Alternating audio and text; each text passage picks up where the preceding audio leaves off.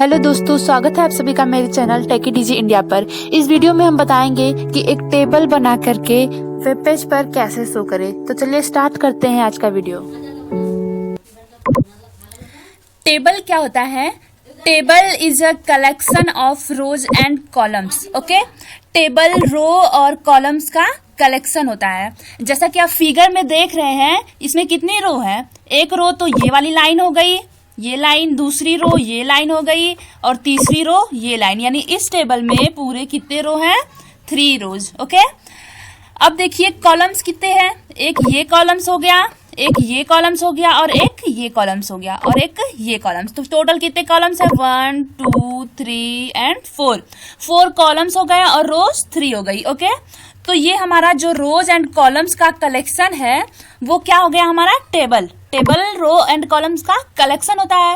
तो अब इसे HTML में यूज कैसे करते हैं? देखिए, for row we use tr tag. tr open करेंगे, tr टैग क्लोज कर देंगे। एंड टेबल हेडिंग के लिए हमें heading th tag, table header th tag का यूज करना होगा। ये tr मतलब टेबल रो एंड th मतलब टेबल हेडिंग।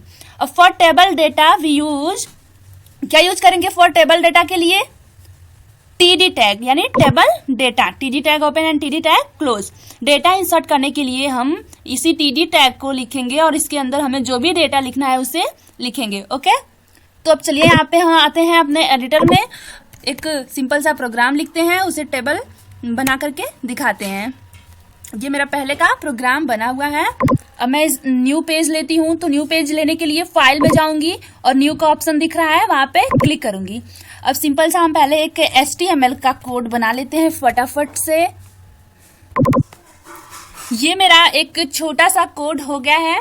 क्या है? HTML टैग को ओपन किए हैं एंड HTML टैग को क्लोज किए हैं, हेड टैग को ओपन किए हैं एंड हेड टैग को क्लोज किए हैं, एंड नेक्स्ट हम बॉडी टैग को ओपन क्लोज करके उसके बीच में कंटेंट लिखे हैं। अब उसे H1 टैग से हेडिंग लिखे हैं, क्या दिए हैं? टेबल इन HTML। ओके, अब हम इस पेज को क्या कर दे? सेव करने के लिए फाइल पर क्लिक करेंगे और उसके बाद एक सेव एज का ऑप्शन दिखेगा, उस पर क्लिक करेंगे। तो मुझे किस फोल्डर में सेव करना है? TDI नाम के फोल्डर में। हम उस दिन TDI नाम का फोल्डर बनाए थे, तो उसी में ही मुझे इस प्रोग्राम को सेव करना है। तो हम डेस्कटॉप पर बनाए थे, तो डेस्कटॉप पर क्लिक करेंगे। अब डेस्कटॉप पर क्लिक करने के बाद हम देखेंगे कहीं TDI नाम का फोल्डर बना है, तो यहाँ पे देखिए मुझे फोल्डर दिखाई दे रहा है TDI नाम का। हम इसे डबल क्लिक किए, अब मेरा TDI नाम का फोल्डर ओपन हो चुका है। अब हम यहाँ पे अपने पेज का नाम लिखेंगे। ओके, तो हम यहाँ पे क्या दे देते हैं अपने पेज का नाम? table.html। ओके, अब इसे एंटर प्रेस कर दिए, सेव हो गया। अब देखते हैं कि क्या इसका आउटपुट शो हो रहा है या नहीं। तो वापस हम आते हैं अपने डेस्कटॉप पर। अब मुझे TDI नाम का फोल्डर दिखा, उसे ओपन किए। अब जैसे ही हम उसे ओपन किए, आपको कहीं पे table.html नाम की फाइल दिख रही होगी।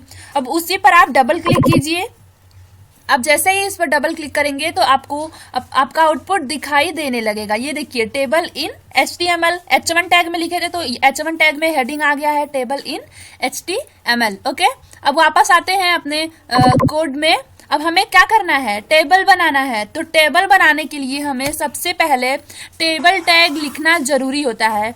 जी हाँ, टेबल टैग के अंदर हम सारे रोज एंड कॉलम्स देते हैं। तो हम सबसे पहले क्या किए? बॉडी के अंदर आए और हम कौन सा टैग दिए? Table tag. Table tag open किए एंड टेबल टैग को कर दिए क्लोज।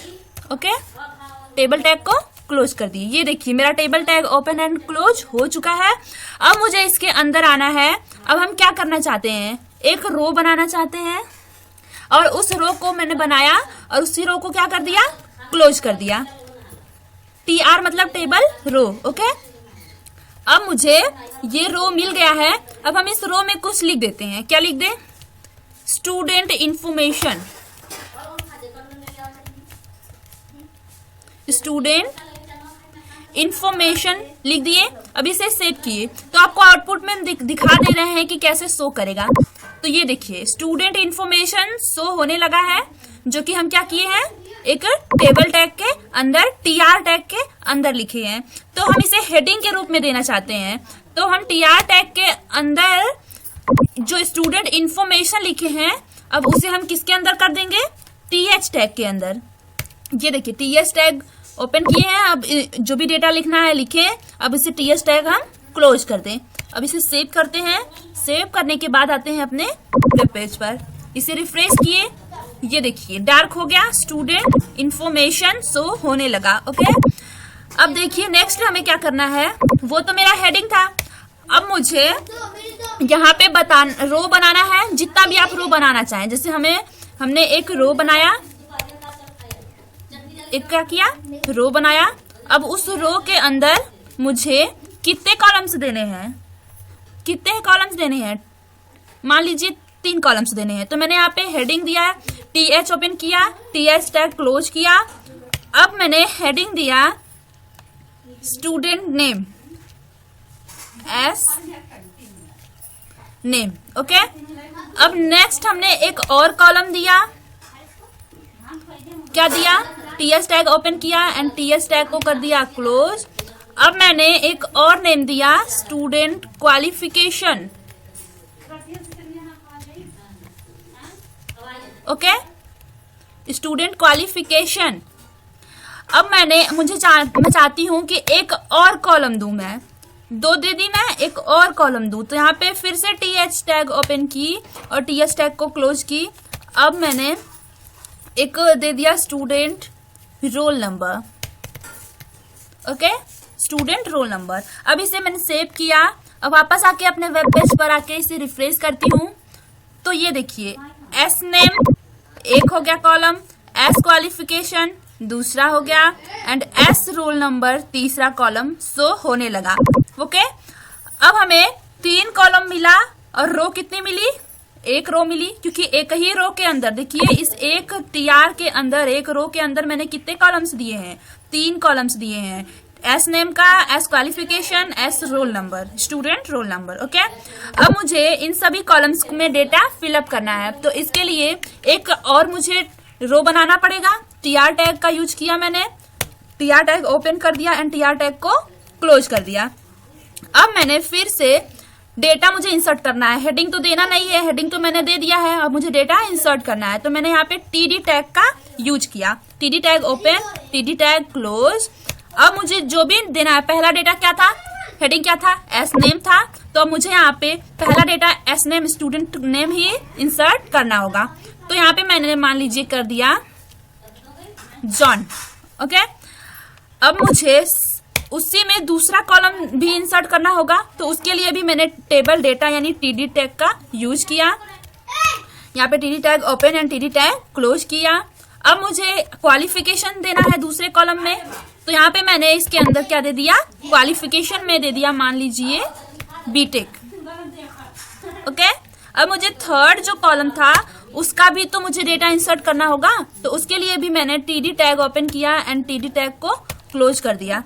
अब देखिए थर्ड में मुझसे क्या बोला था, स्टूडेंट का रोल नंबर इंसर्ट करिए। तो थर्ड में मैंने स्टूडेंट का रोल नंबर दे दिया 101। अब इसे सेव किए, वापस आते हैं अपने वेब पेज पर।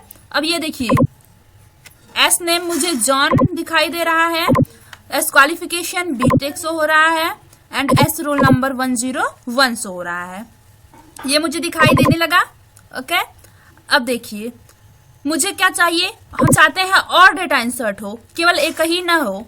तो हम क्या करेंगे, एक और रो बढ़ाएंगे यानी TR टैग का यूज करेंगे। TR tag open, TR tag close करेंगे। अब वापस से हमें क्या डेटा इंसर्ट करना है टेबल में, तो हम वापस से TD टैग यूज करेंगे। TD tag open, TD tag close करेंगे। अब सेकंड हम डेटा इंसर्ट करना चाहते हैं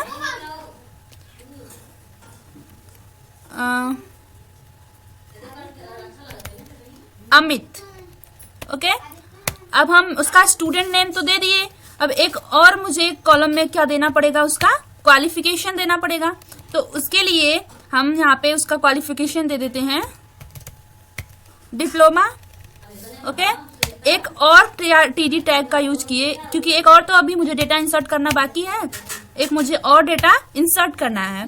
तो अब हमें तीसरा में क्या करना है, स्टूडेंट रोल नंबर इंसर्ट करना है। क्वालिफिकेशन मैंने कर दिया है, तो रोल नंबर में मैंने कर दिया 102।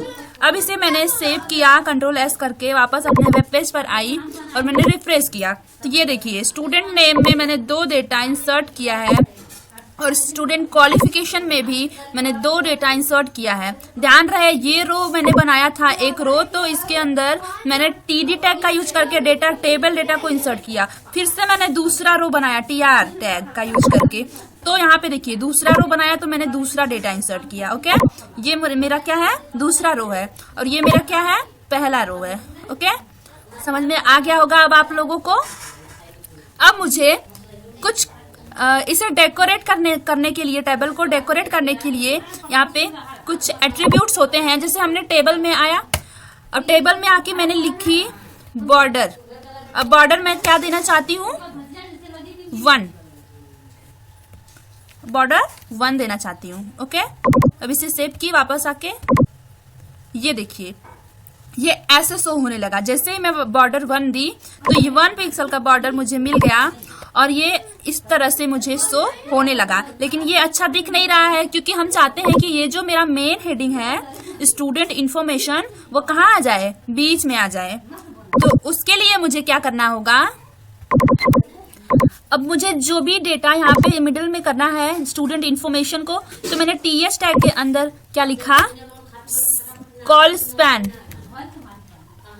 स्पैन कर दिया इक्वल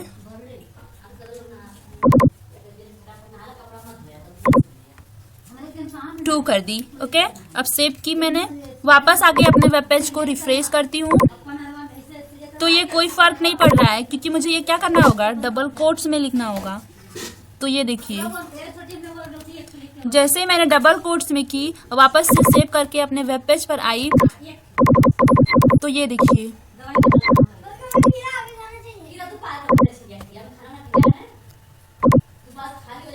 ये मिडिल में आ चुका है। ओके,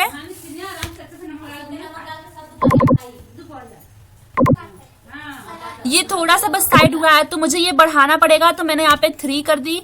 जैसे 3 करके सेव की, वापस आई अपने वेब पेज के पास तो मैंने रिफ्रेश किया। अब ये देखिए मिडिल में आ चुका है स्टूडेंट इंफॉर्मेशन। अब मैं एक और एट्रीब्यूट का यूज करने जा रही हूँ। जैसे यहाँ पे मैंने दे दिया सेल स्पेसिंग इक्वल क्या कर दिया, 0px कर दिया। अब मैंने यहाँ पे सेव किया इसे, अब आके रिफ्रेश करती हूँ तो ये देखिए जो मेरे बीच सेल के बीच में जो खाली जगह दिख रही थी ना, वो अब नहीं दिख रही। मैंने 0 पिक्सल कर दिया उनके बीच का जो स्पेस था। सेल के बीच, सेल किसे कहेंगे, रो और कॉलम के बीच का इंटरसेक्शन। तो ये जो मेरा दिख रहा है ये एक सेल हो गया, एक ये दूसरा सेल है, ये तीसरा सेल है। यहाँ पे रो और कॉलम का इंटरसेक्शन हो रहा है तो ये हमारा सेल है। तो ये हमारी सेल स्पेसिंग यानी कि 2 सेलों के बीच की दूरी को मैंने 0 कर दिया, 0 पिक्सल कर दिया। सेल स्पेसिंग इक्वल 0px कर दिया। तो इसके बाद ये मेरी जो बीच की स्पेस थी वो 0 हो गई। ओके, एक और आता है सेल स्पेसिंग के बाद सेल पैडिंग। अब मैं यहाँ पे आपको सेल पैडिंग में 1px करके दिखाती हूँ कि क्या असर हो रहा है। आके वापस मैंने अपने वेब पेज को रिफ्रेश किया, पैडिंग में कोई फर्क नहीं पड़ा। इसका सिंपल सा मतलब क्या होता है, सेल पैडिंग टेबल और सेल के बीच की दूरी को बताता है। तो यहाँ पे मैंने 1px दिया था, अब यहाँ पे मैं 3px कर देती हूँ। वापस इसे सेव करती हूँ 3px की सेल पैडिंग को। अब मैं वापस आकर के सेव की, अब ये देखिए कुछ डिफरेंस हुआ, जूम की हुआ थोड़ा सा, तो ये मुझे क्या बताएगा, सेल और बॉर्डर के बीच की दूरी को। ओके, तो ये आज का वीडियो था हमारा। अगर आपको पसंद आया तो लाइक शेयर एंड कमेंट जरूर करें। यदि आपको कोई भी प्रॉब्लम होती है तो आप उसे कमेंट बॉक्स में जरूर लिखें, मैं उसे जल्दी से जल्दी सॉल्व करने की कोशिश करूंगी। Thank you.